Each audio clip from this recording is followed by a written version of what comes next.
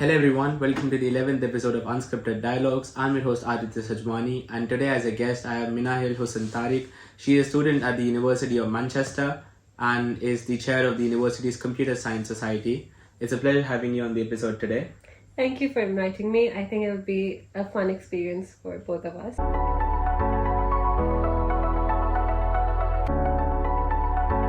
Minahil, thank you for coming on the podcast today. Let's begin with your background. Why did you choose artificial intelligence and at this university? So basically, I'm from Pakistan. I belong from Karachi, and I grew up there. I had my initial schooling there at Reflection School.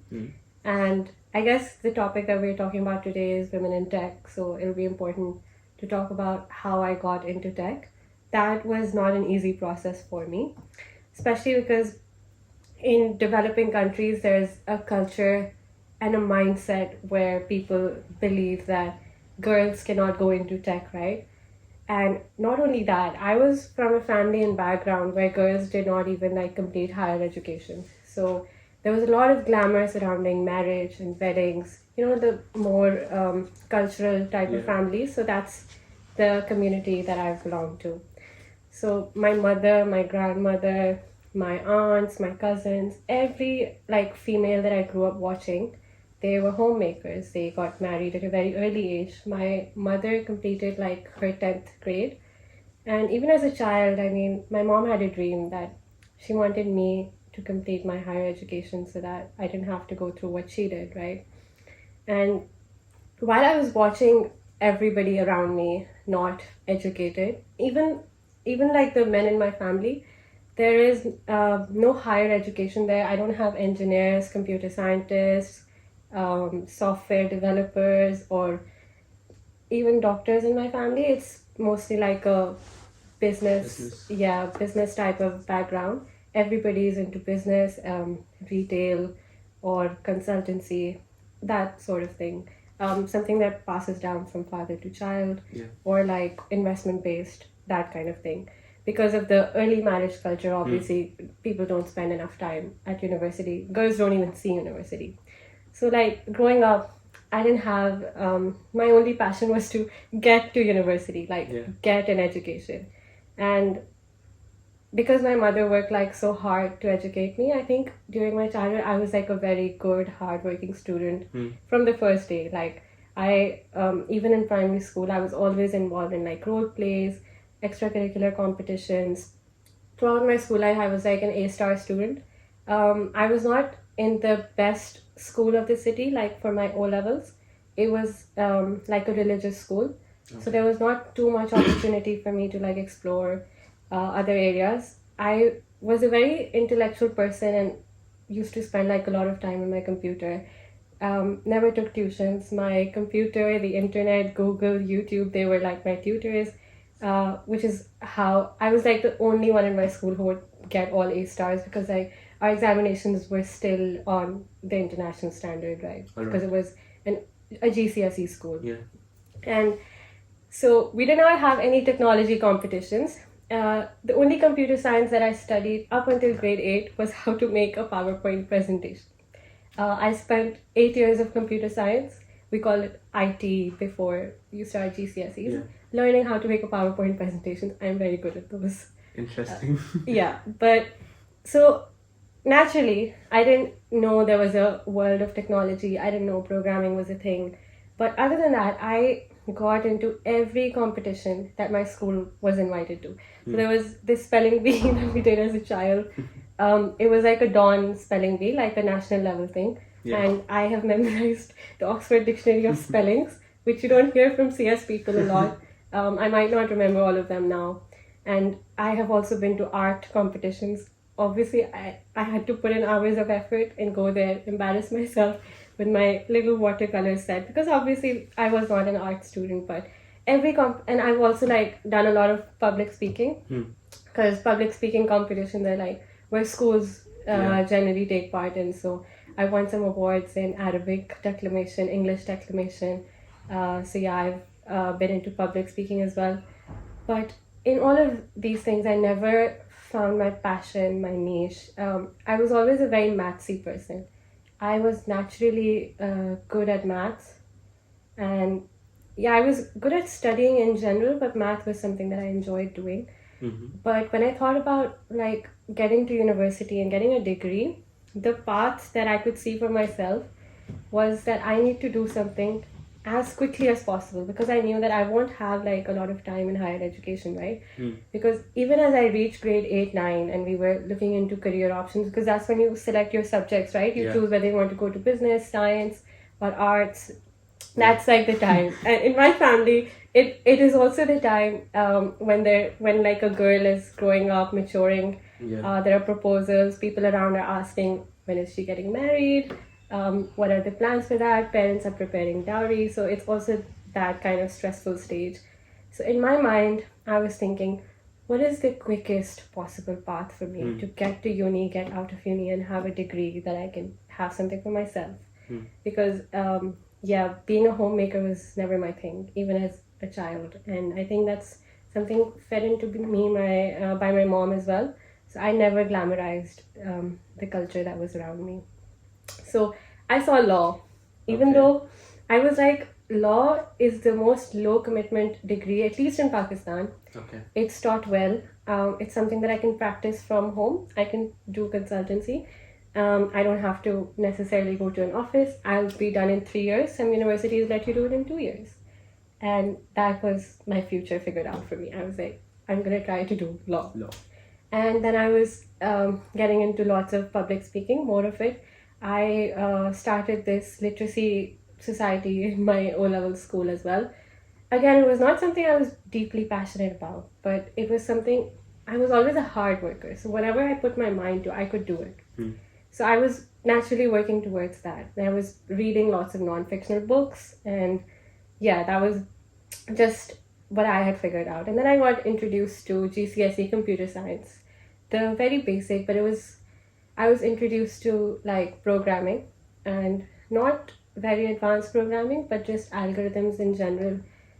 Computer science, I would say, it's like a skill. You don't, as soon as you're introduced to it, and as soon as you start doing it, and if you have the intellect to do it, then you're able to recognize that, and like your mind tells you that this is what I want to do. Like my mind enjoyed programming, solving problems, doing algorithms.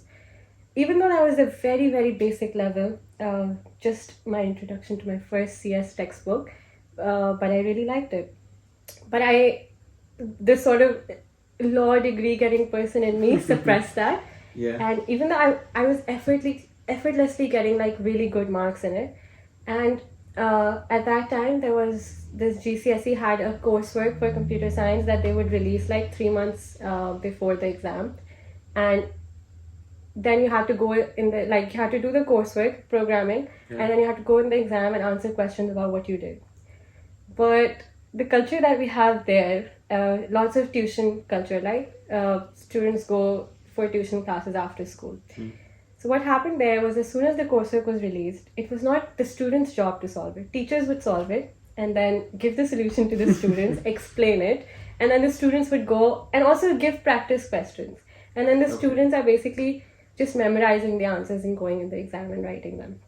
And the whole class would obviously write about the same solution because it's written by the teacher. And that's something I didn't want to do, because ethically it did not agree with me, and even academically. And it was also, it was something I could not agree with. Not very holistic for development. Yeah, exactly. And so I went up to my teacher and I was like, before you start developing your solution, as soon as the pre-release gets to you, is it possible for you to send me a copy? Because it usually comes out in December and we're on vacation. And I was like, I'm in the vacation, I'm going to try to develop a solution before you do. And then maybe you can look over it and we can work out something together. And he agreed. He's also one of the reasons why I got into CS. So he sent me the pre-release solution, and it was along, at the same time as it was sent to all the teachers, the computer science teachers, and they would discuss it. I was sitting in my room alone doing that, and I developed 3 different solutions for it. That this is good in terms of efficiency, this is good in terms of being easy, and this is a very detailed way of doing it. So I developed 3 different solutions, and that was a vacation that I really enjoyed as well. But again, I was doing law. So then I think after that period I got sick for a while and I had to drop out of school for 2 months.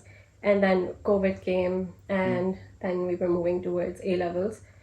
And yeah, I think my first year of A-levels went by in COVID. Half of it, like I think the first few months were COVID, then it was hybrid, and then it got in person. So like as I was starting, and for A-levels, I was because I got all A stars in my O-levels. My parents wanted to send me to the best A-level college as well, and because at that time I had realized that I want to maybe go abroad and study. Yeah. Because there I would be mentally, intellectually free to study, right? Without having the pressure from my family to just go home, go to weddings, get dressed, all of that kind of stuff. So at that time I was making my mind that I want to go abroad and study and also get a chance to practice before being thrown into the culture. And the subjects that I chose, I did not, even though I wanted to be a lawyer, I did not choose A-level law. I chose... Which ones did you choose? I chose computer science, accounting, math, and English language. English language, I was like, okay, I'll need this for now. Yeah. And even at O-levels, I was really, really good at accounting, math, math, computer science. So my brain was in a way telling me that you're a math and science person and you like numbers. But yeah, my... time was telling you no. Yeah, my time and my background and my situation was telling me that no, you are a law person. But even at that time, I knew that if I want to make a career and if I want to get into like a top tier university with possibly financial aid and scholarship, I need to get good grades.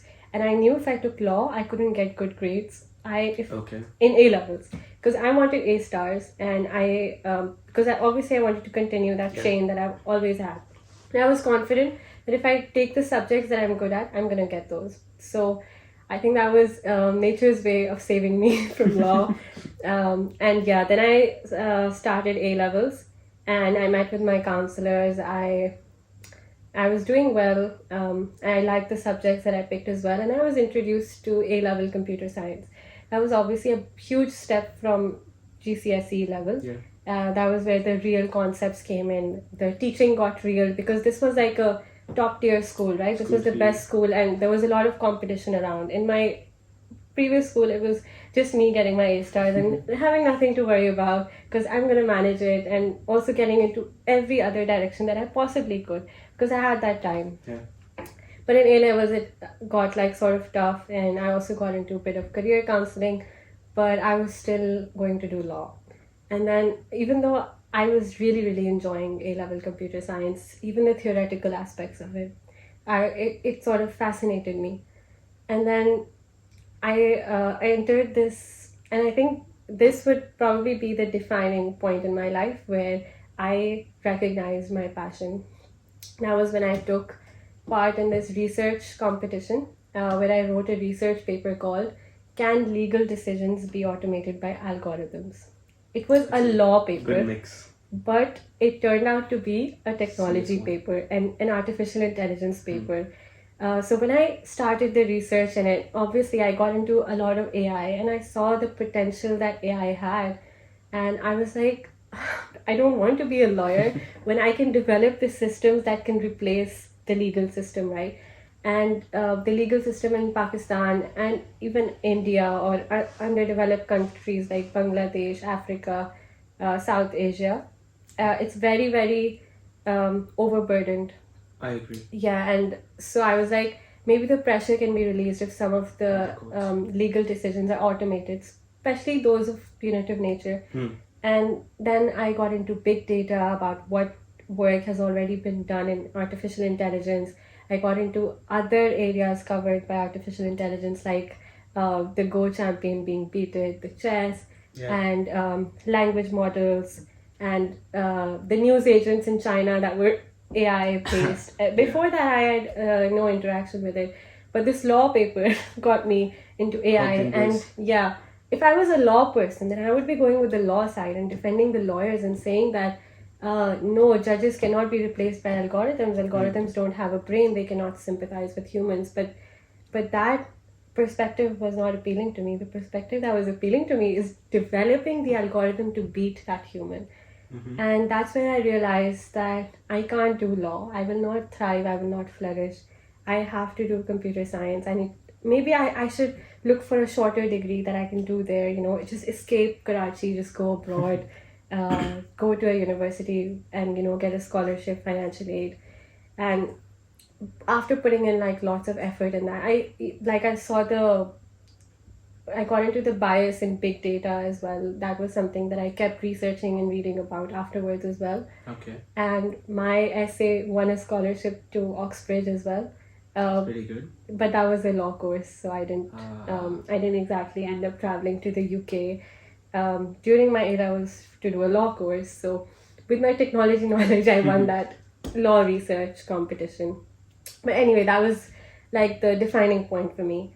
And even though it was that defining point, there was a lot of negativity surrounding me, and I was never confident in it because I feel like this culture of defining potential, defining intellect, and defining subjects according to gender is very embedded in society. It's something that we've grown up with, and it also needs to change because if children are not even introduced to computer science and algorithms, and like, if as a child, if they're not even told that they can go into any direction regardless of their gender, then they're never able to like fully explore their intellect and their potential. Snatching the opportunity to at least explore the subject, you aren't even given that, which is quite sad. And there's a lot of like, engineering is for boys, technology is for boys. Engineering colleges and engineering universities will also be full of boys. And even here, even though the culture is changing with the new intake, the old intake is still the same. The senior level, it's still the same. Anyway, going back to my journey, it was a very challenging thing for me to accept. And I was like, it is a very boysy thing that I'm going into. Even because I grew up in that mindset, even I had that in my mind. And even people around me, they're like, will you be an engineer? How will you be an engineer? Isn't that something what boys do? And then I was like, I don't know, I want to study computer science. Maybe I'll do something that girls do with computer science, and with artificial intelligence, but just that's what I want to do. Because it had my intellectual interest. And after that, I was like all set to prepare and learn and explore the subject. And I was also like doing my A-levels with that. That was also going well. And then I had a little setback, which was also like a defining point in my life. I think that I would be in a very different position if it wasn't for that, because at that time I was looking to get scholarship in the US in possibly like an Ivy League, because I had recognized that US was way ahead of other countries in technology, in opportunity, in startups, big companies, and also in developing artificial intelligence, big data, and all of that. So yeah, if it wasn't for that setback, I might have been in the US right now. So because I feel like people should not be brought down by these setbacks, I feel that it's okay to talk about it now. So I think this was a little bit post-COVID, when things started going back hybrid and people started getting vaccinated. Schools were opening like hybrid, like 2 days on campus, 2 days online. It was that sort of time. And this started with me having like fever for a very long time. I had like fever for 15-20 days. And I was taking like Panadol continuously 3 times a day and feeling feverish as well. And then my mom got pulled into an emergency surgery. So I was the kind of child who was very, very dependent on my mom, because all I did with my life was just study, enjoy, spend time on my computer, go to school, never miss school. And everything else was taken care of by my mom. But at that time, my mom had this emergency surgery, and that didn't go too well. So the outcome made her very fragile, weak, and she had lost a lot of blood. She was just bedridden for a very long time. And I was also very, very sick. So especially in times when I'm sick, I was that mama's child with full attention. And then I didn't even know what was going on with me. my COVID tests were negative repeatedly. And the doctors would just say that, it's a false negative, there are so many strains, but I didn't have COVID because everybody else around me would have it by that point, right? But yeah, the doctors just failed to believe that, and they were like, maybe they have better immune systems, maybe their vaccinations are working better than you. And then that 15 days, it just turned into 1 month, and I had this whole month of having high fever and on my own. My mother was not there to take care of me, and then I was also very, very scared for my mom, like seeing that in seeing her in that fragile condition. Like the strongest person that I saw growing up, like when I saw her like that, there was a lot of fear in me as well. And I think that's probably why I was not able to like tackle the illness that was going on inside me as well. And that's when everything at A levels at school, it just went down, because I entered this state where I was just blank. I would, even if I would attend my classes, I would just, look at the screen completely weak, because like if you have fever for a very long time, your brain energy and your brain also stops to function after a while. And I was also getting very weak, continuously on Panadol, and also that fear of like seeing my mother in that state. So that was I had always, like throughout my life, I'd always gotten A stars, so I was that 90 plus student. And in A levels, I was striving to go 95 plus, because there was competition, and in school I never had to beat people. But yeah, so I was that person with the perfect academic record. And during this time, I was not getting above 10% in any subject. So not even failing, but failing very, very badly, because I would look at the paper, I would try to randomly solve the first one or two questions, and then after that, I could not continue to do the rest. And all of these tests and marks, they were supposed to go in my transcript that would be sent to whichever university that I would apply to. And that was also bringing my morale and sending me in a state of depression. And everyone around me were like, she can't study.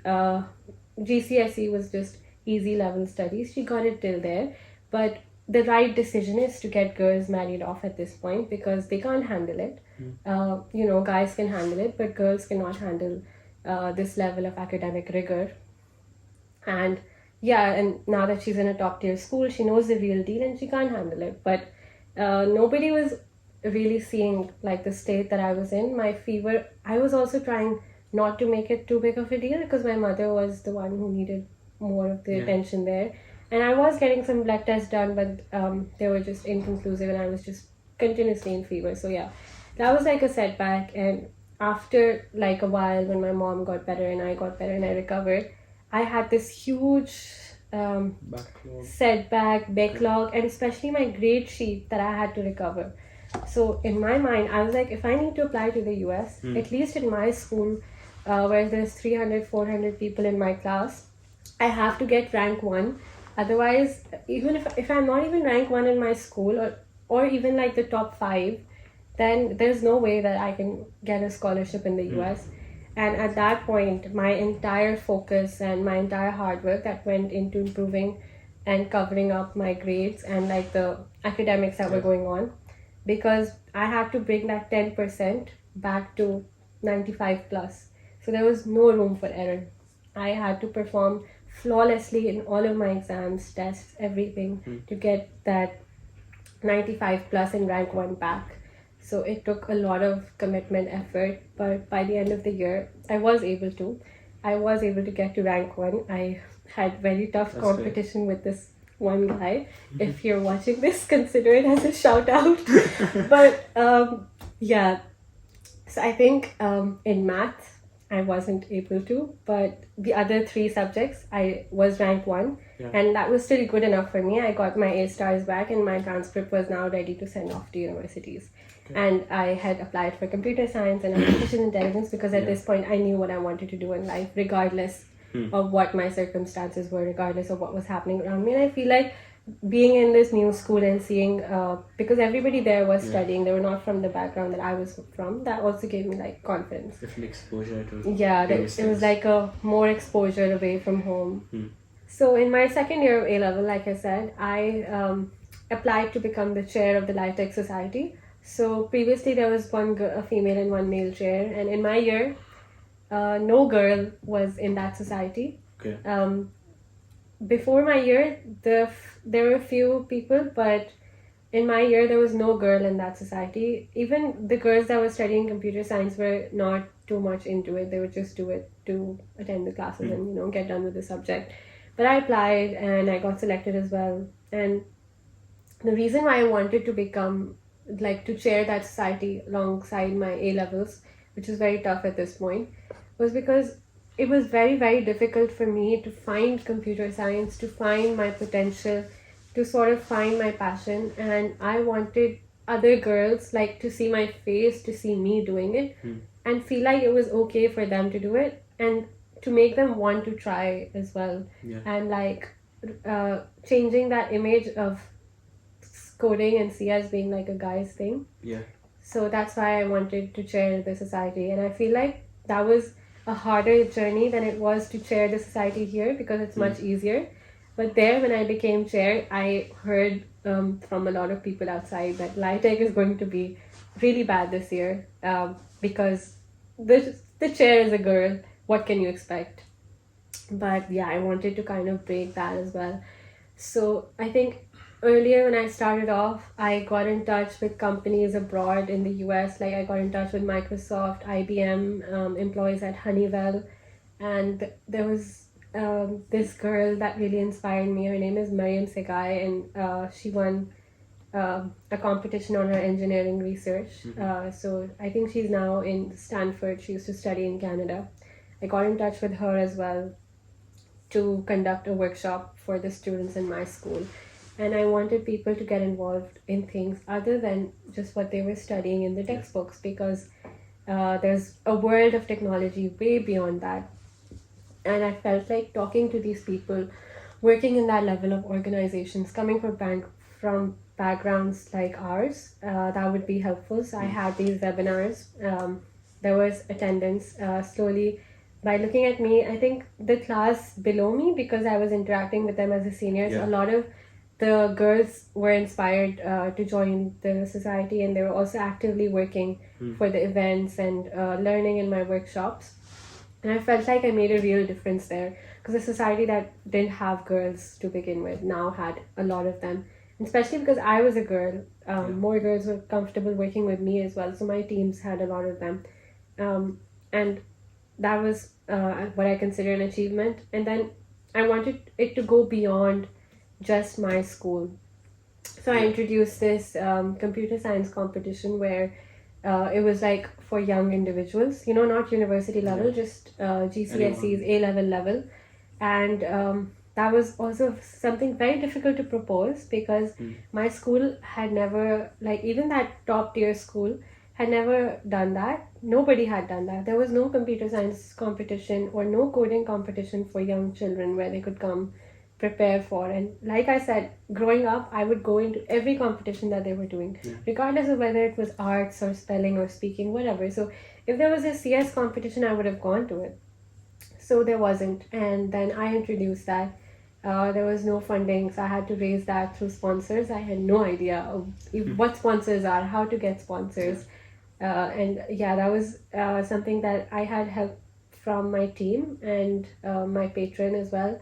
But getting the proposal out, building a team to do this new sort of thing, convincing the administration that it's going to be a success, it's not going to be a failure, that I can handle it, because I was a sole chair and I hadn't ever done this before. Because things that are done and everybody knows they happen every year and you have to leave them, that's easier to do, because just like here, UniCS does tons of events every year, so there isn't a struggle of convincing people at the upper level that this is something we need to introduce. So building something from scratch is much harder in that way, but with lots of sleepless nights and lots of hard work, even over the vacations, and I think lots of guidance from people around me, I was able to do that. And we got lots of schools involved. I think we had more than around 35 schools, which was a big achievement, because I was not expecting that much of interest in CS. There were math competitions, even I took part in lots of math competitions as a child, but nothing CS. So some of the schools, they reached out to me and they said that, this is very inspiring for us, and we're going to introduce computer science as a subject from next year onwards. They didn't even have computer science as a subject. Nice. So that was also an achievement for me. And because when I would advertise the competition, we would make videos. I was the face of it, and I was a girl. And so I think in the participation we had, there were a lot of girls. I wouldn't say they were the majority or even equal, but there were female faces there. And yeah, that was a very wholesome experience. And I also learned and taught a lot of other tech skills in A levels only. I've been teaching programming for a long time. I was teaching C# programming. I was teaching game development on Unity. And I was also like the staff, and around me I was like the staff of that school. I was teaching basic literacy skills to them as well, because I felt like even if it's domestic staff who don't have a lot of technology intensive work, they should have those basic literacy skills, especially after COVID happened. There was a lot of unemployment because of people not having enough technical skills. So I was doing those basic literacy classes as well, and I was teaching graphic designing as well, even though that's not my niche. And I was not qualified enough to do anything in AI, but I was doing all of programming, and there was, I also got into Arduino workshops. Arduino is like microcontroller programming. There was a guy in my school who like taught me and helped me with those workshops and conducted them with me. So I wanted to learn, and I wanted others to learn, and sort of explored every area that there was in A levels so that they could sort of be passionate about it like I was. And I also did it as a social service thing. So from the slums and like very, very underprivileged communities, we used to invite children for this homeschool program where they were taught like how to start to learn English. So I started to get them into the computer room and introduce them to computer and technology as well, because I had this passion where I wanted everyone to be able to get into tech, to have the privilege of exploring that passion if they had it in them, because I felt like I was very privileged at that point to be able to even think about going to university, because going and applying to university and landing up here was sort of like a dream that I was living like for my mom and myself. So yeah, that was A levels. And then like I said, my AS year, it went along in just covering up my academics and giving all my attention to focusing on studying. And that's not exactly what US universities are looking for. Even though my years before that, I had done extracurriculars of every sort. Like I had done research, public speaking, everything, and math competitions. I also did this kangaroo math that was an international thing. I was the first one in senior school to get a position in that, like a medal. But because that 1 year, A levels is a very significant time because you've grown up, and that's where people are doing career development. But I didn't have a lot of career development in that year, so obviously I only got into one Ivy League that was not very well known. It was Dartmouth. Okay. So after getting a lot of rejections from the US, I got a few scholarships, but not into my dream universities, not somewhere where I could see myself going. And it was obviously very difficult for me because from the financial aspect as well, my parents could not afford to spend a lot on my degree as well because of the pressure around and everything. So I had to go on a scholarship if I was to go to the US. And the idea of going to the US for a girl was also very intimidating for everybody around because it's very far as well. And it's a very tough place to survive in, especially if you've grown inside of an eggshell your entire life. So yeah, I didn't end up going there. And I think one day before the UCAS deadline, I applied to 5 universities in the UK. And one of them happened to be University of Manchester. I really liked the computer science program here, the development by Alan Turing that he did there. Like this, it has a proper school of computer science, a building dedicated to it. There's a lot of history here. The first stored program computer was developed here, and that was fascinating for me. And I was like, yeah, this is where one of the places where England has a name in computer science, in artificial intelligence and technology. Sure.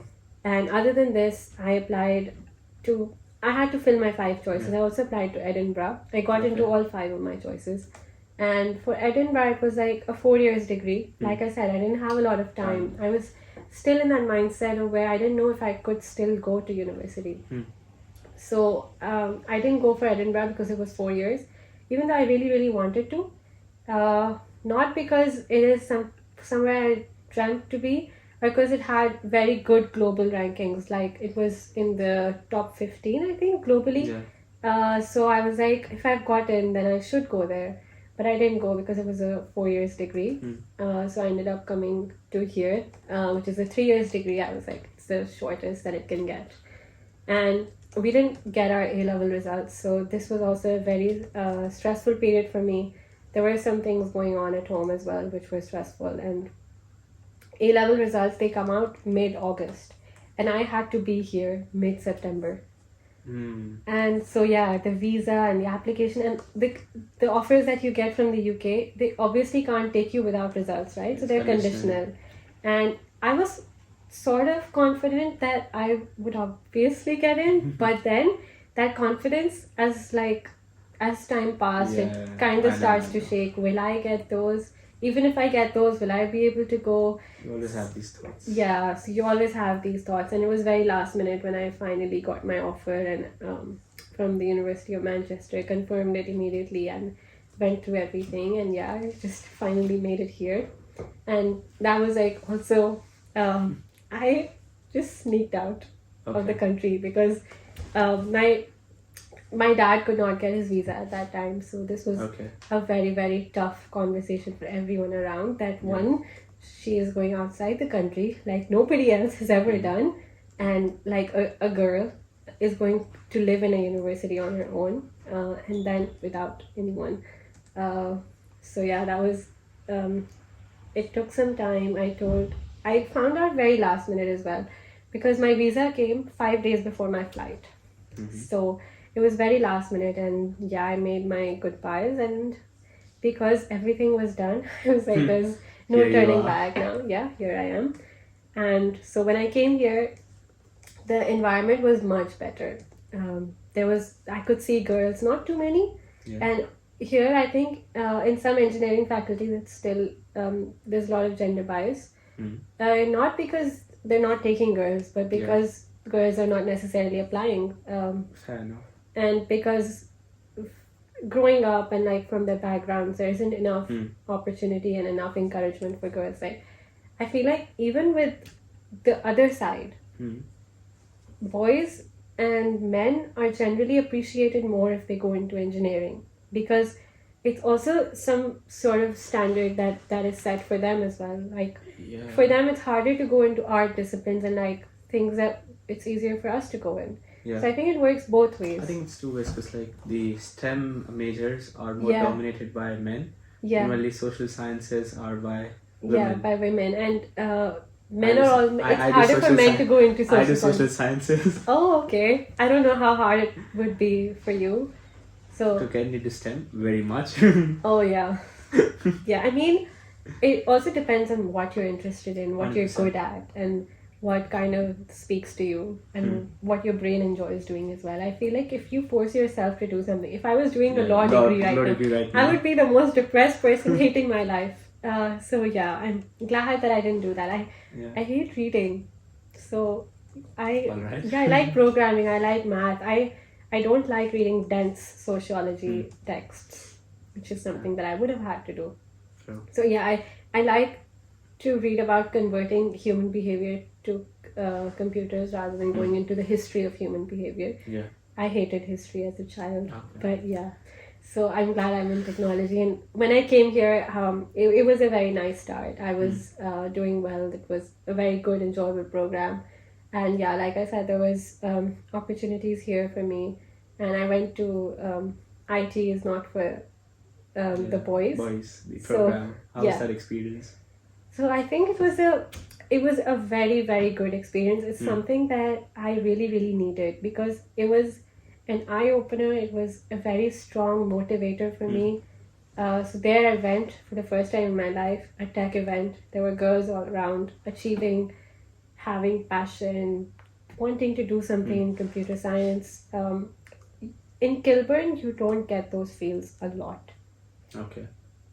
Because again, there is some kind of gender division. Even when we're in lectures and there are quizzes going on, I'm pretty sure I'm like the only one who has noticed this, but like, you know, most of our lecturers, they're like, whoever gets the highest gets like a chocolate or something, like a little prize. A girl has never gotten that. I've been in this university for I don't know how many lectures now. Yeah. Yeah. I think that's also like So- individual based. Yeah, individual based as well, but I didn't get a lot of inspiration in uni. That's what I'm trying to say. Fair enough. Even if I talk about myself, when I get all my answers correct, I'm still like on the 10th or the 20th position on the chart. So because probably I didn't have like as much exposure and because of that little hiccup that I had.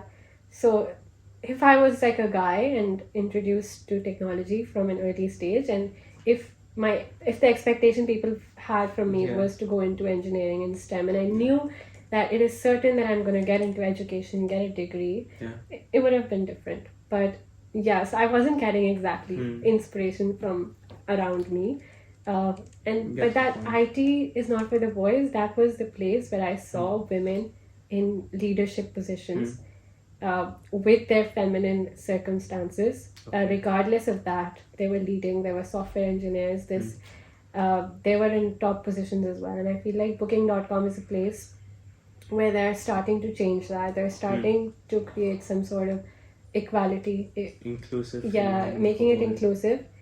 They've still not reached the ideal level, but they're trying. A lot of companies are now trying. By saying now trying, that still means that at the top level, the management, the founding, and the major decision making, and like the people that were recruited like before this movement towards women in tech started, it's still very, very gender biased. I mean, the new intake, the new promotions, they are not. But at the top, it's still it's very, very difficult to get rid of that and have more inclusivity in that area.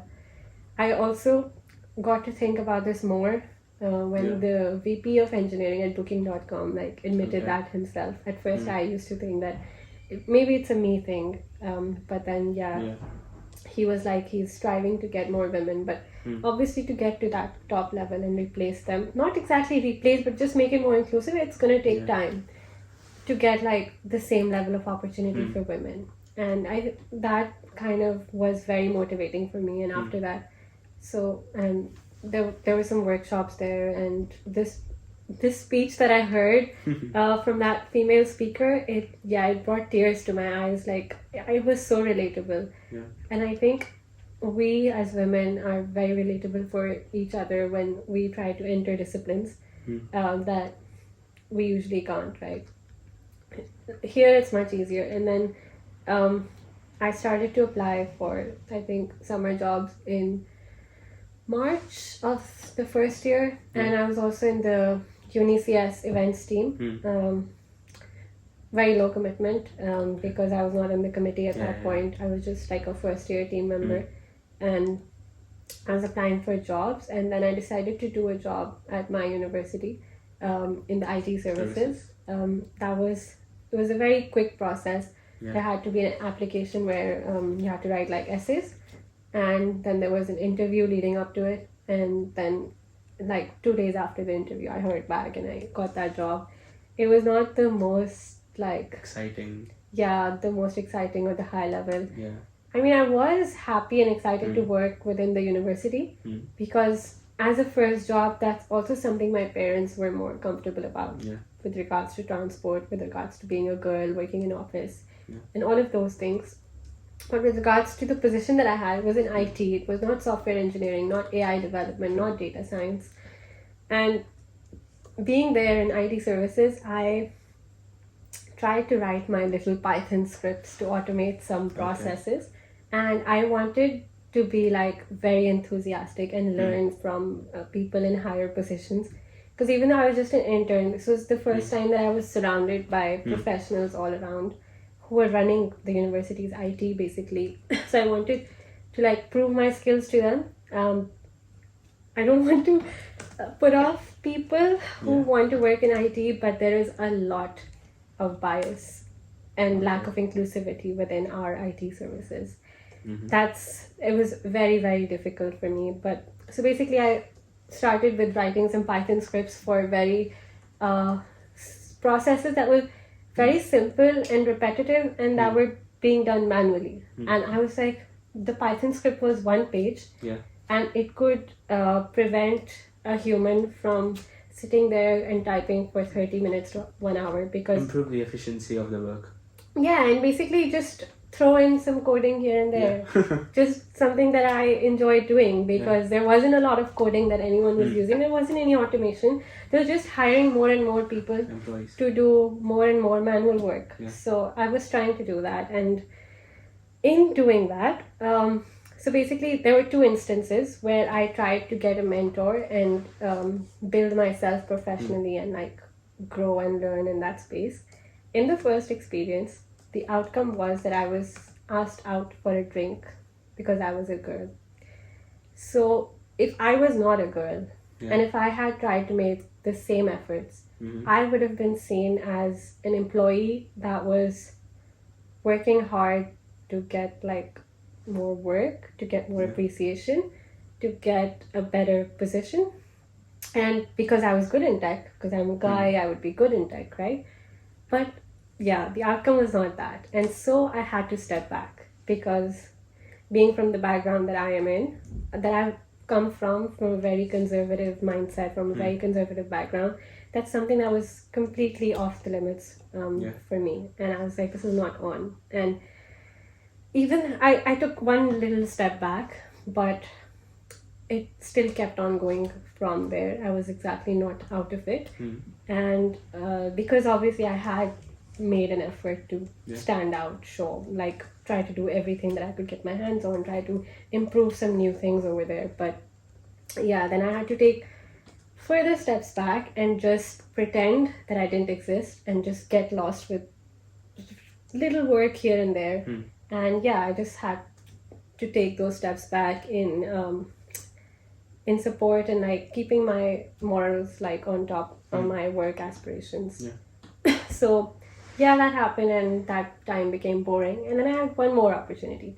I had an opportunity to learn from another mentor about a different niche that I was very passionate about. I'm not gonna mention what it was, which area it was, because then that would be like leaking out names, because there's obviously one head of everything, right? But in the second instance, where I had some hope of growing and learning more and getting the most out of that job, I got screamed at really, really badly. So, you know, like I'm sitting with you right now, I was like at the same distance with somebody I used to think was my mentor. And because there's like a feminine nature to us and we can get scared really easily, right? So I got screamed at really, really badly for trying to understand things, point an error, and just help out with something that was going wrong. And yeah, that was, at that state, it was the first time in my life that I got screamed at. And I had to just sit back, and I felt like just paralyzed in that moment. I couldn't get up, I couldn't say anything. I was just terrified because that was a very, very safe place for me. And that person sort of ruined that. So yeah, that's my second effort, going out of the way. And then again, I tried to back down. And then I eventually also left the job. Not because of these things. I mean, I launched a formal complaint and there was action taken. I wouldn't say that the university doesn't care. They do care. And they did take action. And they even asked me that, do you want to be removed from this? And I was like, why should I have to be removed? Like, the person who can't deal with people should be removed, right? But again, the top tiers, the higher level positions, the very tech-based positions, they are dominated by men and arrogant men who don't see women as their equals. And it's not the same in all places. I feel like it's more in the older generations and who have like older mindsets. Interesting. Even when there's the talk of developing big data, you can't get an unbiased AI model or a language model. You can't get unbiased decisions from an AI because there is so much bias embedded in our history that the data that it's learning from is what has historically been ours. So yeah, it's a very tough thing to eliminate the roots of that bias in our society. But I think the one thing that I learned from that job, I learned a lot of professionalism. There was tons of courses of training that we had to do, and there was obviously lots of new things to learn. I never have been in an IT job before. There was also the cyber attack, so some insights. Yeah, it was happening while we were at it, and I think some of the work also increased because of that. So yeah, it was a fun experience seeing the behind the scenes of the computer clusters that we were working in, but because of the things that I mentioned, there was little opportunity for me to grow, and it wasn't my favorite job. I got mentally and physically tired of it, and I ended up leaving it. So the most important lesson that I got from that is that I will research deep into the work culture of the place before you company, take the job, regardless of my level of trust in it, before I get the job. So yeah, that's something that I will address in all of my interviews, and that's something I want to say to people applying as well, that don't just go for the name of the company or your trust in it or the apparent reputation of it. We should prioritize when we find a place to work, prioritize what we stand for, and a place where we would be comfortable to work and grow in. And yeah, that was the job and how I got into this university. It's very inspiring for me to know your journey, because you're breaking the societal norms and getting in a place where you could express yourself and get the opportunities. That's pretty good. Yeah. So I saw this article today, there are the elections in Argentina happening, and that's called the first AI elections in the world. And what they are doing is they're using AI generated software to create the deepfake images and then analyzing data and all that. So how do you think AI plays a role in the future of, in different industries, and its impact on the safety for the users? So I feel like even without AI, users don't have too much safety with the amount of digital footprint that we generate and the amount of technology and surveillance that's embedded in our systems, in our society. I also did a little research on surveillance systems. Okay. So when we are walking, wherever we are going, any transaction that we make makes a footprint. Anywhere that we go, the cameras capture our faces. So if that is just passed on to an AI model, there's a lot that can be done through that. So we are, without even having AI embedded into all of those things, we are still living in a society that's very, very mass surveilled by technology. Okay. So there was this heated debate about Edward Snowden, I think in the US, who leaked some data from the FBI. Okay, because of the mass surveillance, all of our records are recorded. Everything is recorded. Everything can be viewed. All of our activities are recorded. Everything that we do leaves a digital footprint. There is a debate that if you have nothing to hide, then you should have nothing to fear. But then does that go against privacy? How much do we care about privacy? And those sort of things. Because I am a tech enthusiast, I don't believe too strongly about social rights, because we are in a technological world, right?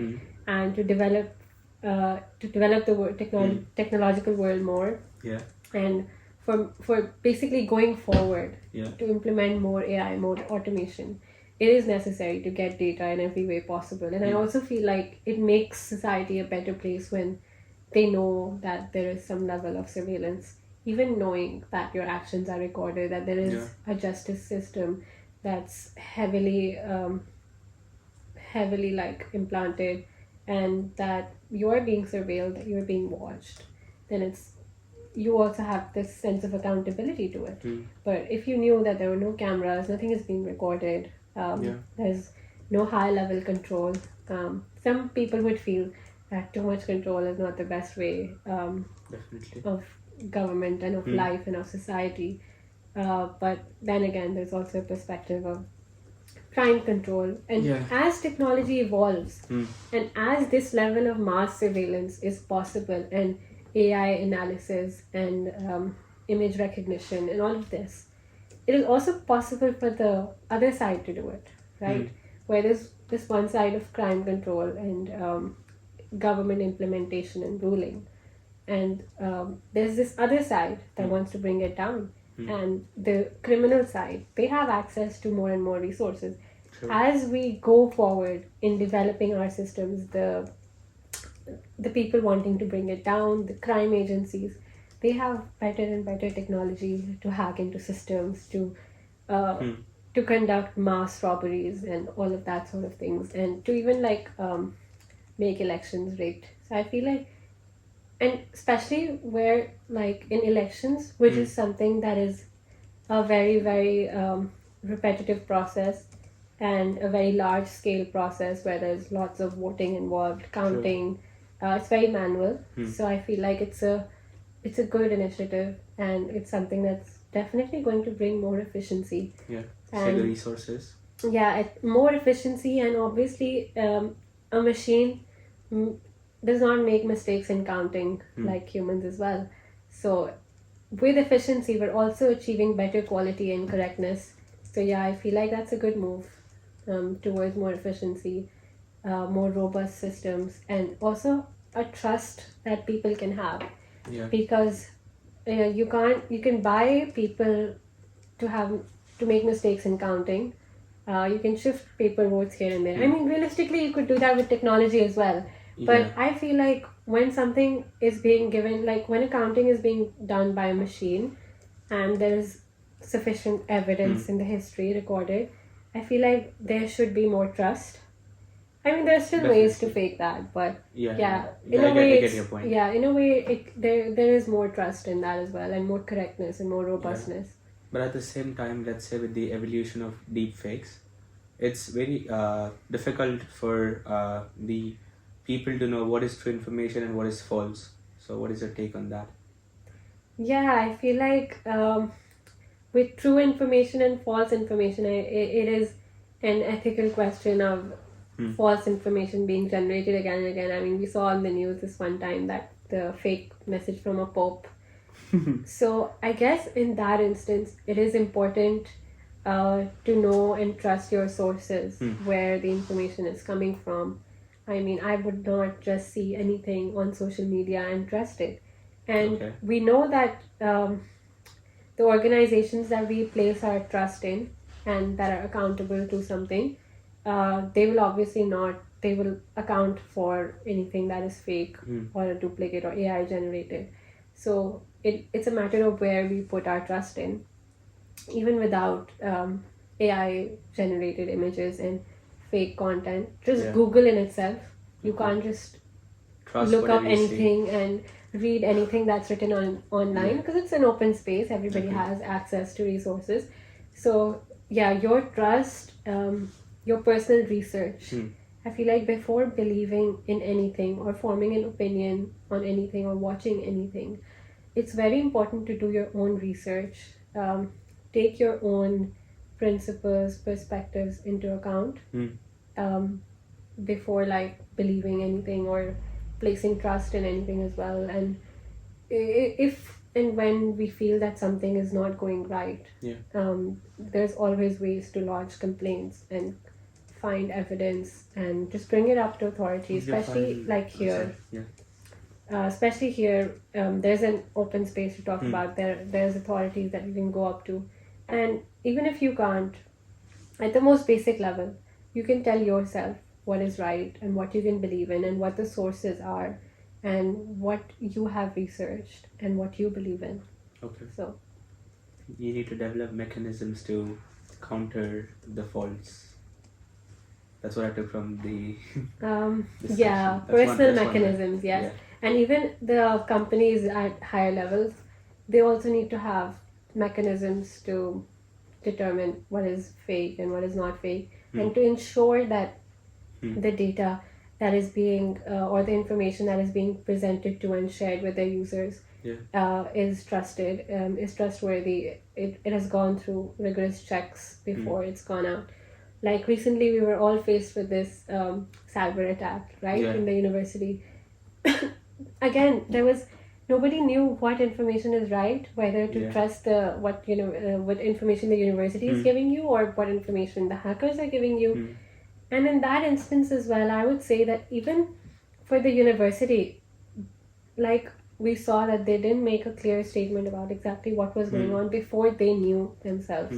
And the biggest challenge for them was to find out exactly what had happened. The exact nature of the attack, how serious was it, which systems were compromised, and their priority was to get the right information out and to discover the the extent of that attack before making any statements.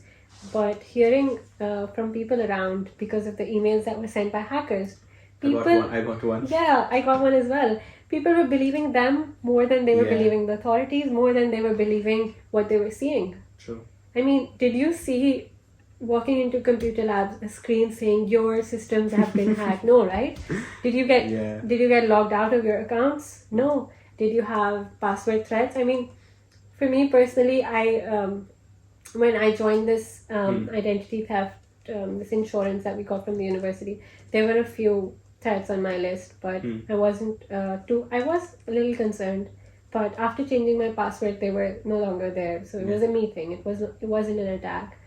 And so we were placing more trust in what the criminal side was telling us rather than researching it ourselves, rather than believing what we were looking at and believing what we were being told.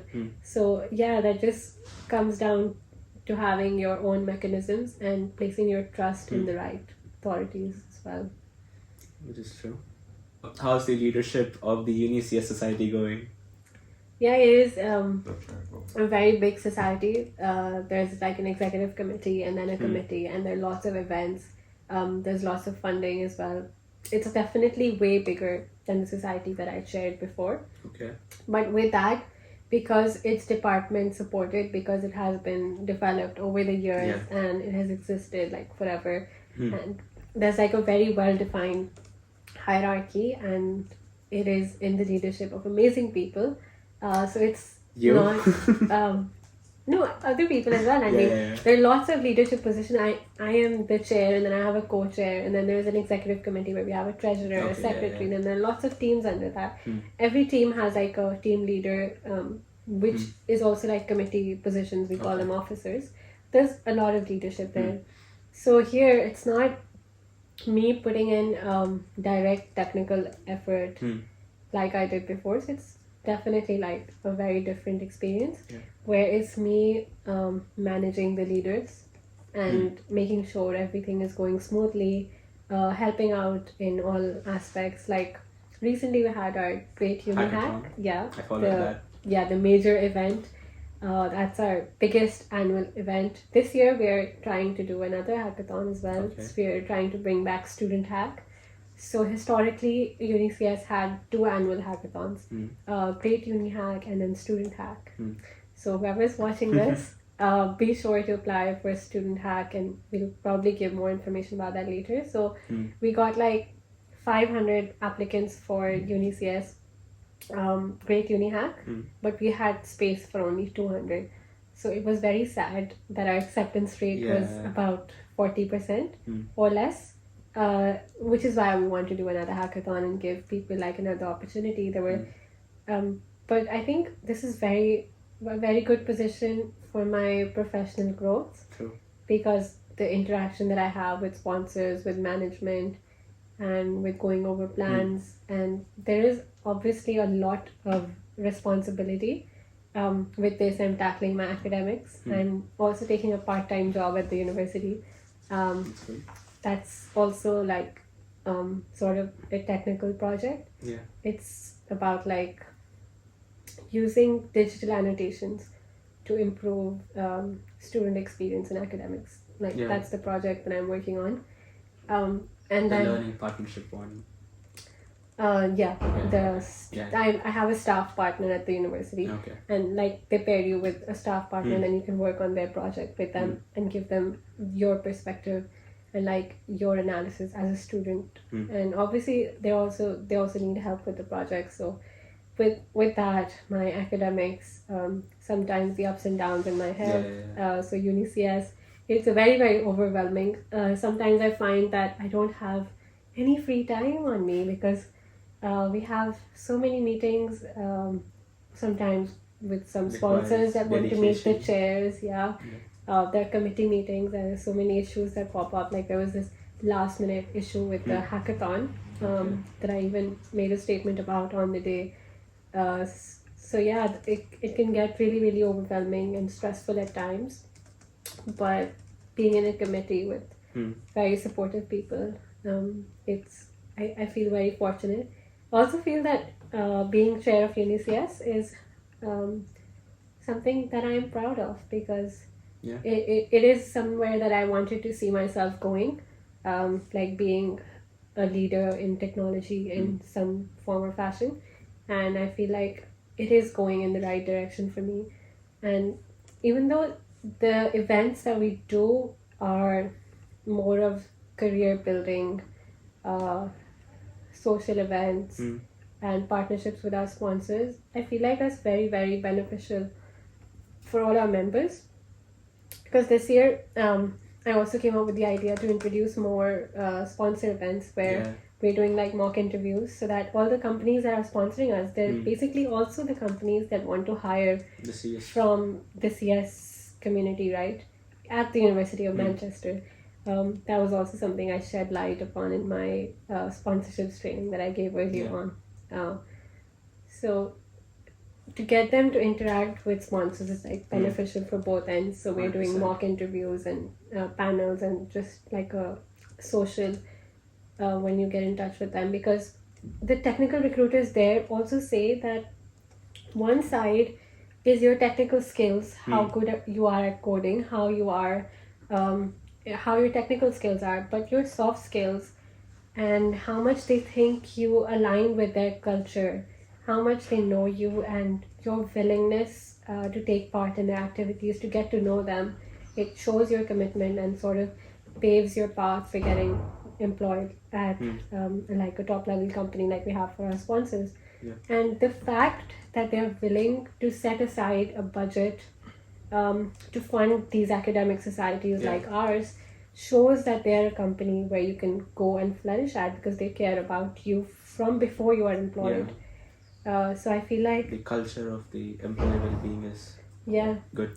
The culture of the growth, the learning, getting fresh students, creating opportunities, that's very good. And I feel like we're giving a lot of opportunities for our members to interact. And because people tend to just stay in Kilburn and spend most of their time coding and in lectures, and if not lectures, doing coursework. So we also try to alleviate that stress a little by doing social events. What I'm really excited about for all our members is the Christmas market social that's coming up. So there's going to be a walk from Kilburn to the Christmas markets in Manchester, which should be very refreshing, enjoying the cold weather and the Christmas vibes coming in.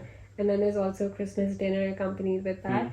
And I feel like, me especially, I don't get time to just go and explore Christmas markets like some of my friends, because there's just too much on my plate. And with these events, because they're so low commitment, they're free, and there's lots of other people doing them with you, so they kind of motivate you to have some social life as well. So that's also something that UniCS really focuses on, on top of like career skills and technical skills. This year we're also like trying to reach out to other societies and make it more inclusive by having more introductory level workshops, because the Computer Science Society should not be like a very difficult society to get involved with. We don't want it to make like a very high level society that you can only be in unis if you're an expert coder. No. Yeah. We're doing very introductory level and beginner level workshops as well. Saurav and I conducted one last week. There's another one that happened yesterday. That was lead code. That was not too beginner, but yeah, depending on the feedback that we get, we try to create as many opportunities for inclusivity as we can. The panel that we had was also kind of like women in CS, so we always remember those roots as well. My co-chair and I both are girls. So in that sense as well, I think it's a very inclusive society. We have an inclusivity officer, so it aligns with what I stand for and what I want to see in the university as well. Sure. So yeah, I hope that people watching this will join UniCS. I will come to the next beginners workshop for sure. Yeah, thank you. I will look forward to seeing you. Surely. So coming up to my favorite question, where do you see yourself in the next 5 years? Honestly, I don't know. Sometimes when I'm talking to some academics, they have told me about like going into a PhD after third year, which is something that is appealing to me. A master's is also appealing to me because it's 1 year and an added qualification. And working in the industry is also very, very appealing to me because it's keeping your options open. Yeah, because like you go and you're working on real systems, you're becoming a part of the industrial teams, and because the little of that I've done, I really enjoyed it, and having that freedom and just not being in academia, being in the real world stuff. Because like I did a shadowing day at booking.com where I was like paired with software engineers and managers, product managers for an entire day, and like seeing the workings of the company, that was really exciting for me, and that was also somewhere I do see myself in. But I don't know, I'm just keeping my options open. It will definitely be something in technology, in AI or data science. I don't have too strict of a preference with when it comes to industry, like which like project that I want to work on or which area that I want to start in. I'm open to exploring anything that has a good impact, that stands for good reasons, and a company where women are valued. Where women are valued, where there isn't too much bias, where there's inclusivity of all sorts, even racial inclusivity. Like there's a lot of bias based on race. I feel like now Manchester has become a very, very international city, but in some places I feel that there is still some bias. So I believe a lot in inclusivity. But if I am to do a master's or a PhD, on the other hand, PhD would probably be here. But if I'm to do a master's, then I would want to go to Cambridge. Or US, yes. Like I tried initially. I got rejected by MIT, so I want to try that again. Because MIT had an acceptance rate of 4% for undergraduates, but it's higher for postgraduates. So better opportunity there. And also because I have real technical stuff, experience, leadership, and more on my CV and application now than I had back then. I used to feel like I have a lot because compared to people around me. But when you're competing on that 4% global level, it was nothing. So I'd like to try for MIT if I do masters. But like I said, now that I'm here, now that I've taken on to follow my passion, the opportunities. I feel privileged to have the opportunities open for me.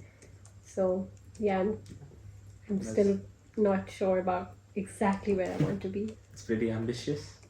And best of luck for your future. Thank you. And thank you for having me. That was the last question.